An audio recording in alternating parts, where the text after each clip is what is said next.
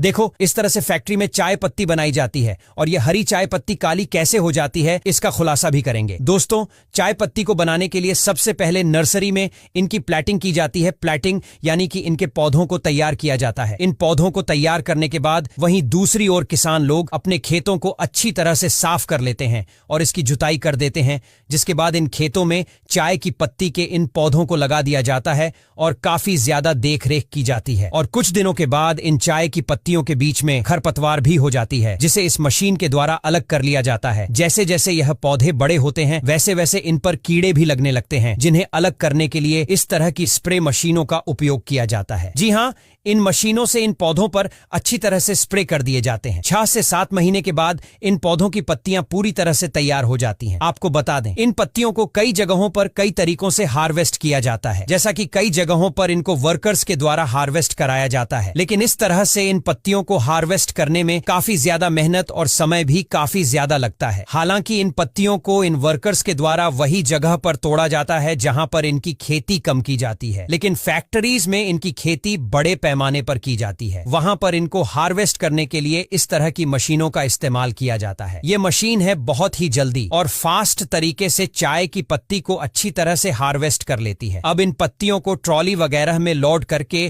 Factory के अंदर लाया जाता है। फैक्ट्री में सबसे पहले इनको कंटेनर में डाल दिया जाता है और गर्म हवा छोड़ी जाती है। गर्म हवा को इसलिए छोड़ जाता है, ये गर्म हवा लगभग 50% पत्तियों में से मॉइस्चर को कम कर देती है। अब इन पत्तियों को प्रेसिंग और रोलिंग मशीन में भेजा जाता है, जहां पर यह रोलिंग मशीन पत्तियों में मौजूद सारे मॉइस्चराइज को कम कर देती है और उसके बाद यह रोलिंग मशीन ऑटोमेटिक तरीके से इन पत्तियों को क्रशिंग मशीन में भेज देती है। यह मशीन इन पत्तियों को अच्छी तरह से क्रश कर देती है। हालांकि आपने इस तरह की पत्तियां बिल्कुल कली देखी होगी और इन्हें काला करने के लिए ऑक्सीडेशन रिएक्शन करवाई जाती है। इस रिएक्शन में ऑक्सीडेशन टैंक की सहायता से पाइप के जरिए ऑक्सीजन को छोड़ा जाता है, जिससे पत्तियां अच्छी तरह से काली हो जाती हैं। इसके बाद इनमें मॉइस्चराइजर को चेक किया जाता है। अगर इनमें मॉइस्चर नहीं होता तो फिर चाय की पत्तियों को अगले प्रक्रिया के लिए भेजा जाता है। अगले प्रक्रिया में इन पत्तियों को कई तरह की प्रक्रियाओं से गुजारा जाता है। जी हाँ, इन छन्नियों का इस्तेमाल इसलिए किया जाता है क्योंकि यह चाय की पत्तियां इन छन्नियों की मदद से